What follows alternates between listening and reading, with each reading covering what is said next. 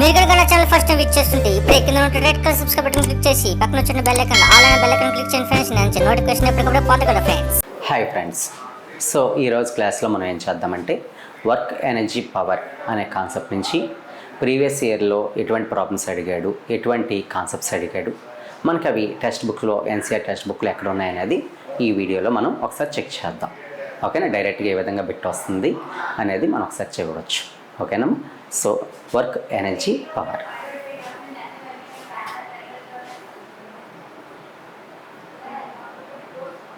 So ఇక్కడ మీరు గమనించినట్టుంటే ఏ Potter rise 12 kg object from the surface of earth and put object 1.5 meter above from the surface on his head. అంటే ఒక Potter ఏం చేస్తాడంటే ఒక వస్తువుని తీసుకొని, అంటే మూటలు మోసే వ్యక్తి ఒక వస్తువుని తీసుకొని 1.5 meters పైన తన హెడ్ మీద పెట్టుకున్నాడంట. Calculate the work done on object. అయితే అక్కడ జరిగిన వర్క్ ఎంతని అడిగాడు. చూసారా, అదే బిట్ అలాగే a porter lift a luggage of 15 kg from the ground and puts it on his head 1.5 meter above the ground. Calculate work done by him on the luggage. చూసారా, same bit అనేది direct text బుక్లో ఉంది. దాన్ని అలా మనకి ఇక్కడ అడగడం జరిగిందన్నమాట. కాకపోతే అక్కడ ఏమన్నాడంటే 15 kg ఇచ్చాడు, మనకి ఇక్కడ ఏమంత ఇచ్చాడంటే 12 kg ఇచ్చాడు. చూడండి, ఒక పోటర్ భూమి నుంచి 12 kgల వస్తువుని పైకి లేపాడు అన్నాడు. చూసారా, అదే లెక్క. కాకపోతే అక్కడ 15 kg, ఇక్కడ 12 kg, అంతే తేడా. ఓకేనా, అంటే మీకు ప్రొసీజర్ తెలిస్తే, ఎలా చేయాలో తెలిస్తే ఏ లెక్కని మీరు చేయగలరు.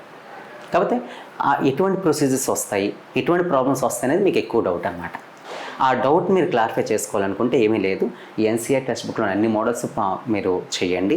తప్పనిసరిగా 100% మీరు ఆర్ఆర్బీ జాబ్ పొందడానికి అయితే అవకాశం ఉంటుంది. ఓకేనమ్మా. సో ఇక్కడ ఇచ్చిన ప్రాబ్లం మనం చూసుకుంటే మనకి ద్రవ్యరాశి ఎం అనేది మనకి ఇవ్వడం జరిగింది. ఎంతంటే 12 kg. హైట్ ఇచ్చాడు హెచ్ ఎంత 1.5 meter. ఓకేనా, జరిగిన పని ఎంతని అడిగాడు. సో మనకి ఇప్పుడు ఏదైనా ఒక వస్తువుని తీసుకొని కొంత ఎత్తుకి పెట్టాం అనుకోండి, అప్పుడు మనకు జరిగిన పని అనేది ఆ వస్తువుకి స్థితిజ శక్తి రూపంలో నిలవ ఉంటుంది. అంటే పొటెన్షియల్ ఎనర్జీ రూపంలో దాన్ని స్టోర్ అయి ఉంటుంది.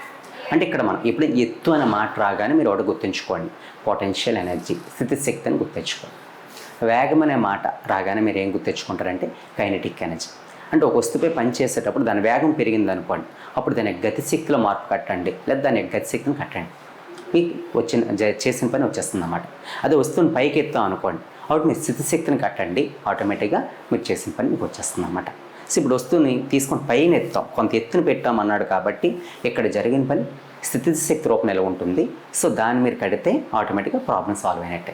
మనందరికీ తెలుసు పొటెన్షియల్ ఎనర్జీ స్థితిశక్తికి formula MGH.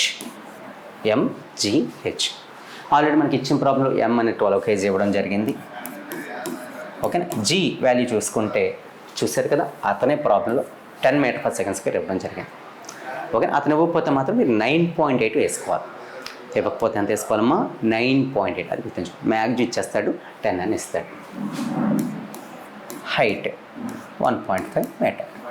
So 12 into, so 10 1.5 ఎంత అవుతుంది 15. 15 12 ఎంత అంటే 180 జౌల్. పని కాబట్టి పనిని మనం ఎందులో కొలుస్తాం, జౌల్. గుర్తుంచుకోండి. బలాన్ని న్యూటన్లో కొలుస్తాం, న్యూటన్ బలం కోసం చెప్పాడు.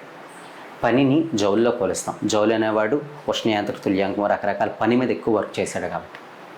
నెక్స్ట్ సామర్థ్యాన్ని వాటిల్లో కొలుస్తాం, ఎందుకంటే అతను ఒక ఇంజన్ కనిపెట్టాడు, ఆవిరి యంత్రం అనే ఒక ఇంజన్. అంటే సామర్థ్యానికి సంబంధించిన ఒక పరికరం కనిపెట్టాడు కాబట్టి సామర్థ్యాన్ని వాటిల్లో కొలుస్తాం, పనిని జౌల్లో కొలుస్తాం, లేదా శక్తిని జౌల్లో కొలుస్తాం, బలాన్ని న్యూటన్లో కొలుస్తాం. ఓకే, ఈ 3 న్యూటను, జౌలు, పవర్, ఈ 3 బాగా గుర్తుంచుకోండి. సో ఇక్కడ మనకి చేసిన పని ఎంత వచ్చిందంటే 180 జౌల్. గుర్తుంచుకోండి అమ్మా. ప్రాబ్లంలో జీవీలు 10 ఇస్తే 10 తీసుకోండి, ఇవ్వకపోతే మాత్రం నేను 9.8తో సాల్వ్ చేయండి. ఆ విధంగా మీరు ఆప్షన్ చూసుకోండి. ఇక్కడ 180 జౌల్స్ అనేవి ఇవ్వద్దు.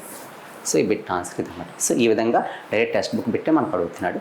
కానీ చాలా సింపుల్, గుర్తుంచుకోండి. ఎత్తుని పెట్టామంటే మీరు స్థితిశక్తిని క్యాలిక్యులేట్ చేయండి.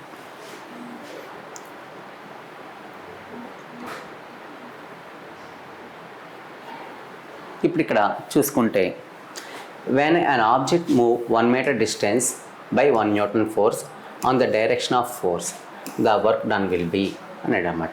చూసుకోండి, అంటే ఒక ఆబ్జెక్ట్ పైన 1 మీటర్ డిస్టెన్స్ మూవ్ చేయడానికి 1 న్యూటన్ ఫోర్స్ అప్లై చేసాడు. వర్క్ డన్ విల్ బి క్లియర్గా మనకి ఎన్సీఆర్ సిలబస్లో అది ఇచ్చాడు అనమాట. చూసుకోండి, F1 న్యూటన్, S1 మీటర్ అని. అప్పుడు ఫోర్స్ ఎంత, వర్క్ ఎంత అవుతుందంట, న్యూటన్ మీటర్ అవుతుందంట. ఈ న్యూటన్ మీటర్ ఏమంటారట, 1 జౌల్ అంటారు. ఏమంటారమ్మా, 1 జౌల్. సో డైరెక్ట్గా అది ఏదైతే అక్కడ సెంటెన్స్ బై సెంటెన్స్ ఇచ్చాడో దాన్ని ఇక్కడ ప్రాబ్లంలో అడిగాడు అనమాట. చూసుకోండి, కాబట్టి work is equal to force into displacement. మనకు ఫార్ములా తెలుసు కదా, ఫోర్స్ 1 న్యూటన్ ఇచ్చాడు, డిస్ప్లేస్మెంట్ 1 మీటర్. దీన్ని 1 న్యూటన్ మీటర్ అంటాం. దీన్నే సింపుల్గా ఏం పిలుస్తున్నామంటే జౌల్. ఏం పిలుస్తున్నామా, జౌల్. అంటే అప్పుడు జరిగిన వర్క్ ఎంత, 1 జౌల్. చూసారా, దాన్ని ఒక స్టేట్మెంట్కి ఇచ్చిన దాన్ని ఒక బిట్ రూపంలో అడగడం అనేది జరిగింది. చెప్తున్నా కదా, డైరెక్ట్ టెక్స్ట్ బుక్ బిట్లు అలా దిగిపోతున్నాయి అన్నమాట. ఓకేనమ్మా, నెక్స్ట్ బిట్లోకి వెళ్దాం.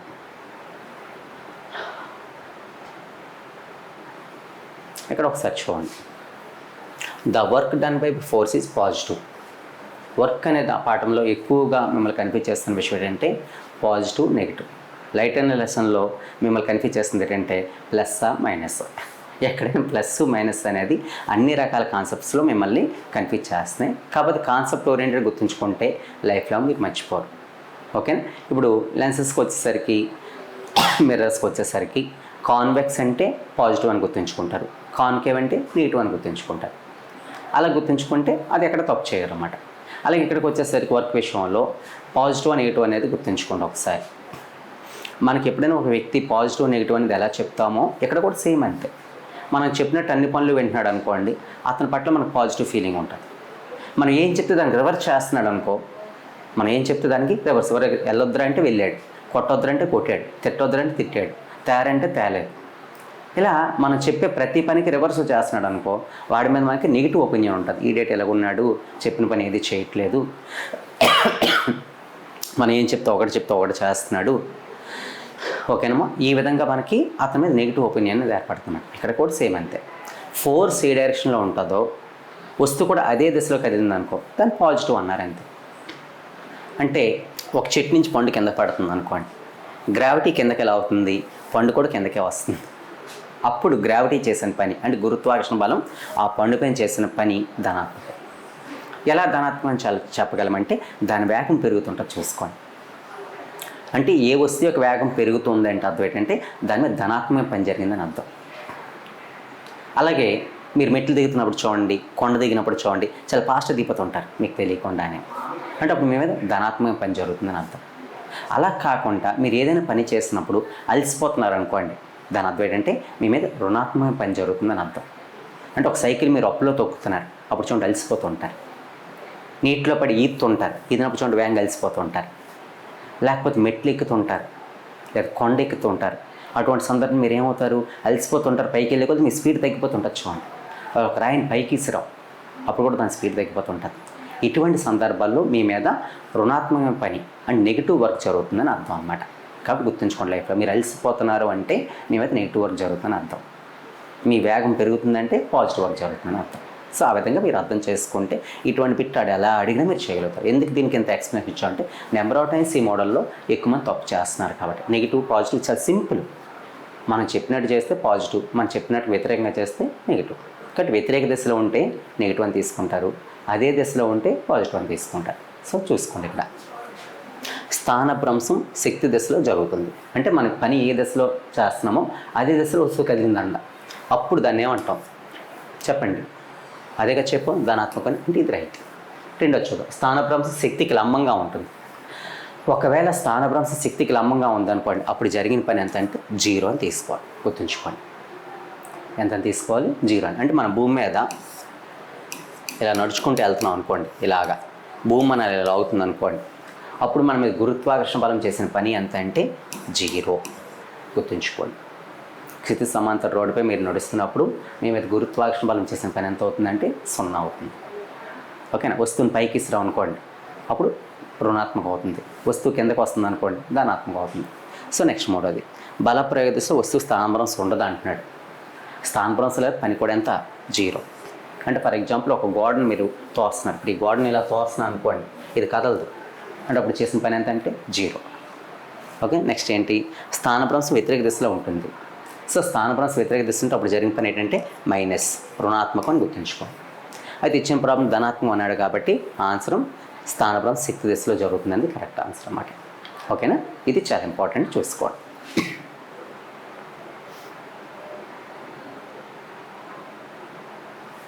ఇక్కడ ఈ పిక్చర్ చూడండి.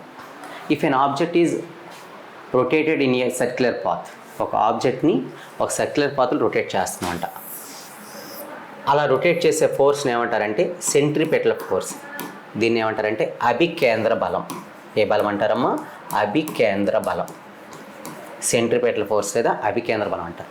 ఈ అభికేంద్ర బలం వస్తున్నప్పుడు ఇటువైపు లాగుతుంటుంది, కానీ ఆ వస్తువు ఏం చేస్తుందంటే ఈ విధంగా వెళ్తుంటుంది. దీన్ని ట్యాంజెంట్. దీన్ని ఏమంటారమ్మా? ట్యాంజెంట్. తెలుగులో అయితే స్పర్శ రేఖ. స్పర్శ రేఖ అంటే వస్తువు కదిలే దిశ అనేది బల దిశకు ఎలా ఉంది? లంబంగా ఉంది. వస్తువు కదిలే దిశ ఎప్పుడైనా బల దిశకు లంబంగా ఉంటే జరిగిన పని డబ్ల్యూ ఈక్వల్ ఎంత అవుతుందంటే 0 అవుతుంది. ఎందుకు 0 అవుతుంది మీరు డౌట్ రావచ్చు. W equal to FS cos theta. So FS ఉంది, కాస్ 90. మన కాస్ 90 విలువ ఎంతమ్మా? 0. కాబట్టి జరిగిన పని ఎంత అవుతుందంటే 0 అవుతుంది. అంటే ఎప్పుడైనా వస్తువును వృత్తాకార మార్గంలో తిప్పామంటే అప్పుడు జరిగిన పని కంపల్సరిగా ఏమవుతుందంటే 0 అవుతుంది. ఇది ఆల్రెడీ 9th క్లాస్ టెక్స్ట్ బుక్లో క్లియర్గా ఇచ్చారు, చూసుకోండి. What is the work done by the force of gravity on a satellite moving round the earth. ఓకేనా, అంటే ఒక శాటిలైట్ భూమి చుట్టూ తిరుగుతుంది అనుకో, అప్పుడు శాటిలైట్పై భూమి చేసే పని ఎంత అని అడుగుతున్నాడు. ఆ శాటిలైట్పై భూమి చేసే పని ఎంత అంటే 0. ఎంతమ్మా? 0. అందుకే దాని వేగం పెరగదు, వేగం అనేది తగ్గదు, ఇప్పుడు ఒకే వేగంతో తిరుగుతుంటుంది. ఎందుకంటే ఈ అభికేంద్ర బలం చేసే పని 0 అయిపోయింది కాబట్టి దాని వేగాన్ని ఇది పెంచలేదు, దాని వేగాన్ని తగ్గింది. ఆ శాటిలైట్ అలా తిరుగుతూనే ఉంటుంది అన్నమాట. ఓకేనా, అలాగే సూర్యుని చుట్టూ భూమి తిరుగుతుంది చూసుకోండి. అప్పుడు సూర్యుడు భూమిపై చేసిన పని ఎంత అంటే 0.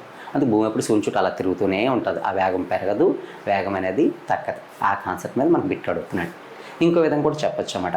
ఎప్పుడైనా వృత్తాకారంగా తిరిగింది అనుకోండి, స్థానభ్రంశం 0 అవుతుంది. స్థానభ్రంశం 0 అయినా పని 0. సో ఆ విధంగా కూడా మనం ఆలోచించవచ్చు ఈ బిట్ని. సో ఈ విధంగా డైరెక్ట్ 9th క్లాస్ బుక్ నుంచి అడిగిన బిట్ అన్నమాట ఇది.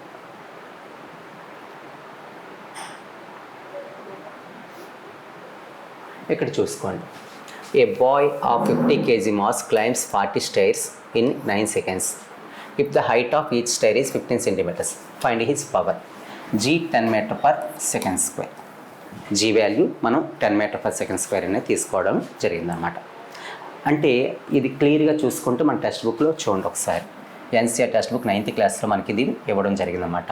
సో 50 kg వ్యక్తి ఉన్న వ్యక్తి 50 kg ద్రవ్యరాశి ఉన్న వ్యక్తి ఏమో 45 మెట్లను 9 సెకండ్లు ఎక్కాడంట.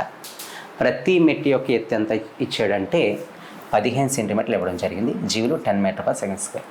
సో ఇక్కడ కూడా చూసుకోండి, సేమ్ బిట్ యాజ్ ఇట్ ఈజ్గా మీకు ఇక్కడ వచ్చింది. ఇలా మీకు టెక్స్ట్ బుక్లో ఏవైతే బిట్స్ ఉన్నాయో అవే బిట్స్ యాజ్ ఇట్ ఈజ్గా అడగడం జరుగుతుంది.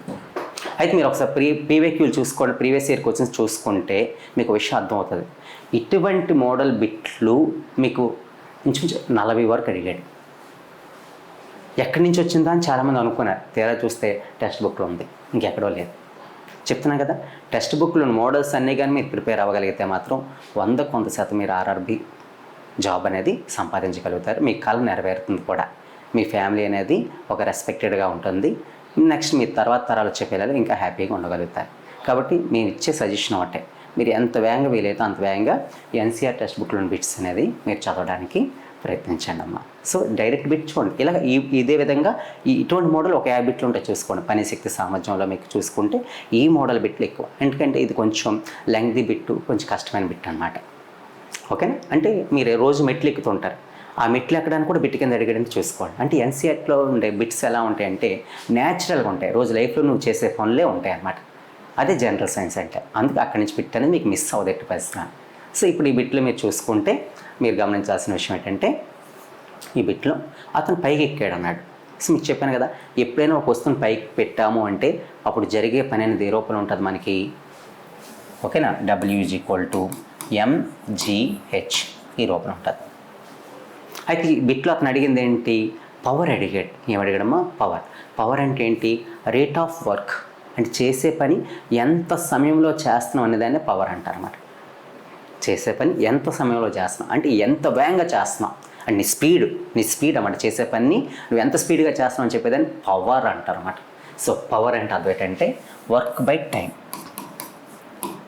కాబట్టి ఇచ్చిన ప్రాబ్లం మనకు సాల్వ్ చేయడానికి మనకు కావాల్సింది ఏంటంటే, సో డబ్ల్యూ అనేది వ్యక్తి పైకెక్కుతున్నాడు కాబట్టి అతను చేసే పని ఎంజీహెచ్ లోపల ఉంటుంది, అతని కాలం టీ.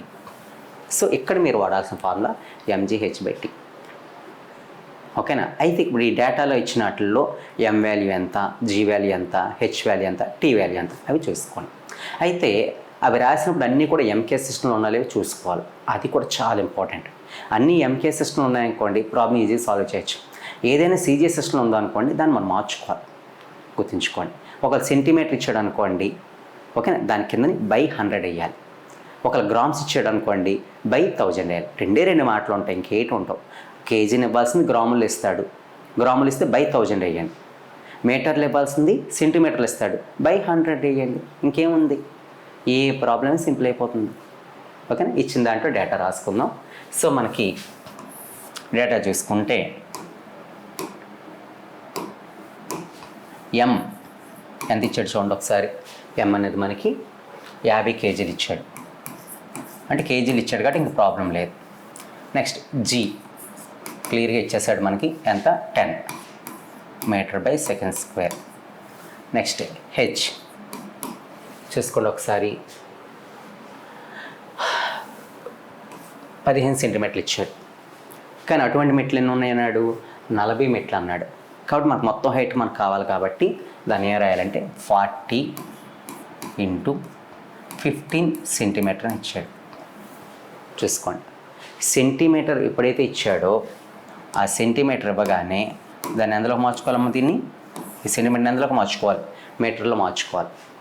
సో కాబట్టి ఇక్కడ నేను ప్రాబ్లంలో ఏం చేస్తున్నానంటే ఈ కాన్సెప్ట్ని 40 × 15/100 అని రాస్తున్నాను. అప్పుడు ఇది మీటర్లో మారిపోతుంది. ఇదే ఇక్కడ ఈ లెక్కలో ట్విస్ట్ అనమాట. అంటే ఎత్తుని ఎలా తీసుకోవాలి అంటే ఒక మెట్టు తీసుకోకూడదు, అటువంటి 40 మెట్లు ఉన్నాయి కాబట్టి 40 × 15 తీసుకోవాలి. ఇంకా దాంతోపాటు అక్కడ ఇచ్చిన ట్విస్ట్ ఏంటంటే ద్రవ్యరాశి కేజీలో ఇచ్చాడు, ఎత్తుని సెంటీమీటర్లు ఇచ్చాడు. సెంటీమీటర్ ఎందులో తీసుకోవాలి, మీరు మీటర్లో తీసుకోవాలి. ఓకేనా? ఆ మీటర్లో తీసుకుంటే ఇంకేం చేయవలసిన లేదు, బై 100 రాసి సరిపోతుంది అంతే. ఓకేనా? నెక్స్ట్ ఇంకేముంది, టైం అనేది ఎంత ఇచ్చాడు చూసుకుందాం. టైం మనకి ఎంత ఇచ్చాడు, 9 సెకండ్స్, 9 సెకండ్లు అనేది ఇవ్వడం జరిగింది. సో ఇప్పుడు ఈ వాల్యూస్ అని మనం ఇందులో సబ్స్టిట్యూట్ చేస్తే ప్రాబ్లం ఈజీగా మనం సాల్వ్ చేయొచ్చు. చూడండి ఒకసారి, ఎం అనేది మనకి ఎంత ఇవ్వడం జరిగిందంటే 50, జీ 10, హెచ్ 40 × 15/100 బై టైం ఎంత ఇచ్చాడంటే 9 సెకండ్స్. సో 0, 0, 0 క్యాన్సిల్ అయిపోయింది. సో ఇక్కడ మనకి ఏం మిగిలాయంటే 15, 4, 50 మిగిలేదు మనకి. 15 4 ఎంత అంటే మనకి 15 4 ఎంత అమ్మా చెప్పండి ఒకసారి, 60, 65 ఓకేనా, అంటే 50 × 60/9 వచ్చింది. ఓకేనా? 3తో కట్ అయితే మనం 3తో కట్ చేద్దాం. 3తో కట్ అవుతుంది కాబట్టి 3 3 320.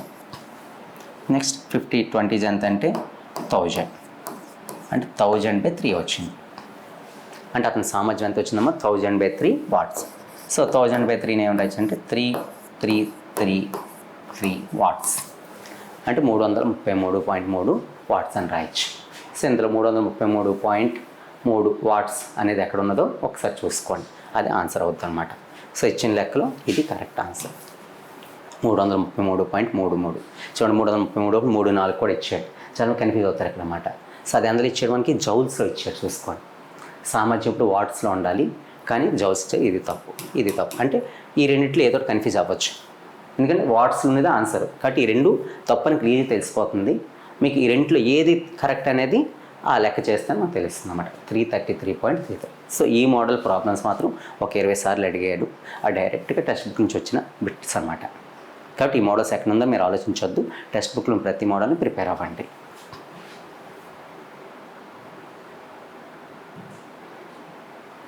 ఓకే ఫ్రెండ్స్, ఈ విధంగా మనం ఈ వీడియోలో మనకి వర్క్ నుంచి పవర్ నుంచి వచ్చిన కొన్ని మోడల్స్ని మనం ఎక్స్ప్లెయిన్ చేసుకోవడం జరిగింది. నెక్స్ట్ క్లాస్లో మరికొన్ని మోడల్స్ని నేర్చుకుందాం. హాయ్ ఫ్రెండ్స్, మీరు ఇక్కడ నా ఛానల్ ఫస్ట్ టైం విజిట్ చేస్తుంటే ఇప్పుడు కింద ఉంటుంది red colour subscribe button click చేయండి. పక్కన వచ్చే బెల్ ఐకాన్ క్లిక్ చేస్తే నేను అందించే లేటెస్ట్ అప్డేట్ మీరు ఎప్పటికప్పుడు నోటిఫికేషన్ ద్వారా అయితే పొందగలరు ఫ్రెండ్స్. అలాగే నా యాప్ని కూడా డౌన్లోడ్ చేయండి ఫ్రెండ్స్. Thank you friends.